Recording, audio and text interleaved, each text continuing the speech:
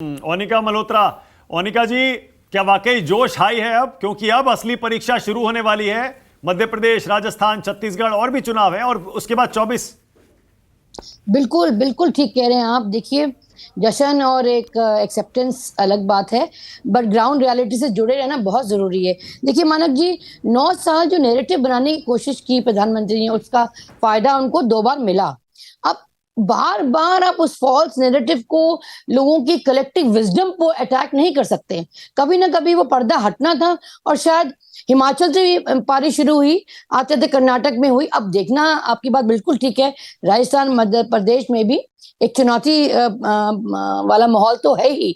लेकिन जो रणनीति हमने अपनाई कि लोगों के मुद्दों की बात की हमने, ना कि हमने कहा 91 टाइम्स मुझे गालियां दी, ना कि हमने ये नैरेटिव चेंज करने की कोशिश की। तो वो जो ग्राउंड रियलिटी से जुड़ के जो हमने बातें की, पहले उसका असर नहीं हो रहा था। देखिए, रोटी कपड़ा मकान की अगर हम बात करते हैं, एम्प्लॉयमेंट की बात कर रहे थे, तो वो कहीं ना कहीं मुझे लगता है कि कहीं ना कहीं वो डेफ ईयर्स में जा रहे थे, क्योंकि फॉल्स नैरेटिव इतना हावी हो चुका था। अब वो जो क्लाउड था या जो धुंधलापन था, लोगों के जहन से हट रहा है। बिकॉज हकीकत ये है सर कि ना एम्प्लॉयमेंट है, बेरोजगारी का वही दर आप देख ही रहे हैं, महंगाई देख रहे हैं, तमाम वो मुद्दों को आप देखिए जो बढ़ती चली जा रही है और बेलगाम हो रही है। तो बहुत जरूरी था उन मुद्दों पे अटैक करके उन मुद्दों पे हम काम करें। जैसे मैंने कहा मानक जी, 5 गारंटी जो दी है कांग्रेस, जो कहती है, उसने हमेशा वो काम किए हैं।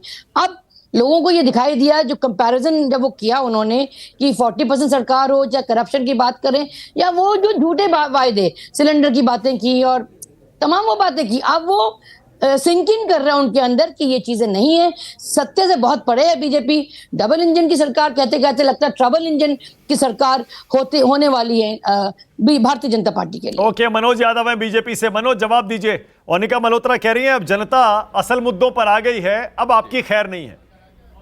जी जी, देखिए मानक जी, इसे कहते हैं बिल्ली के भाग से छीका टूट जाना।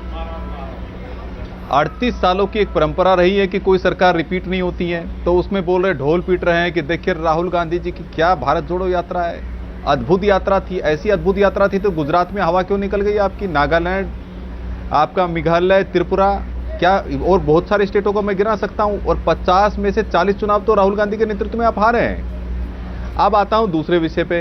ये आपके अभय दुबे जी ने एक बात कही, बहुत पते की बात कही, कि जिस तरह से इन्होंने मुस्लिम तुष्टीकरण करने का काम किया है, जिस तरह से आपने देखा कि पीएफआई और एसडीपीआई का सहयोग लेने का काम किया, ये निश्चित रूप से ये मुस्लिम तुष्टीकरण की जीत है।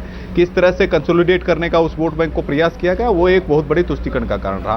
पीएफआई को संरक्षण देने का काम किया। अब मानक जी, हम तीसरे विषय पे आते हैं कि बोल रहे हैं कि गारंटी की बात करते हैं। अरे गारंटी की बात करते हैं, गंगा जल हाथ में लेकर के छत्तीसगढ़ में कसम खाते थे ऋण माफ कर देंगे, आज तक ऋण माफ नहीं हुआ।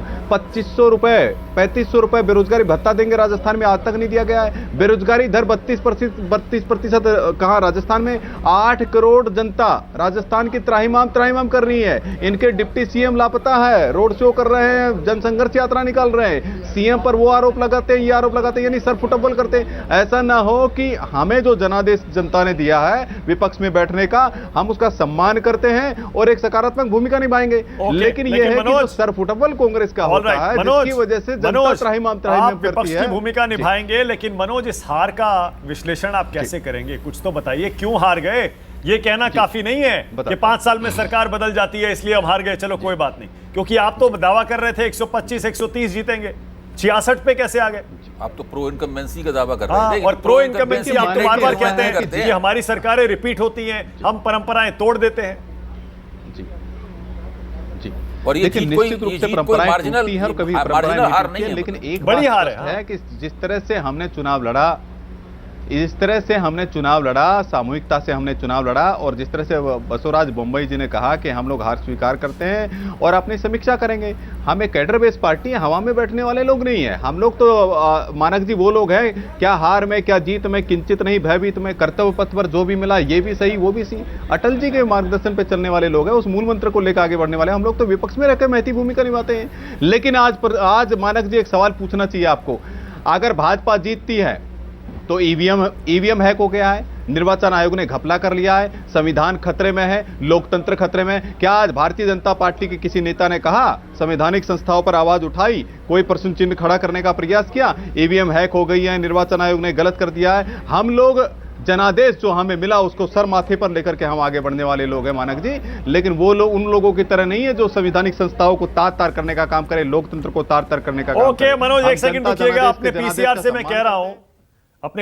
मैं कह रहा हूं कि डीके शिव कुमार जो अभी भावुक हुए थे, उनका वो वीडियो भी हम दिखाएंगे। एक छोटा सा ब्रेक ले रहा हूं फिलहाल। ब्रेक के बाद डीके शिव कुमार कैसे कैमरे के सामने आज रोने लगे, छोटा सा ब्रेक ले रहा हूं।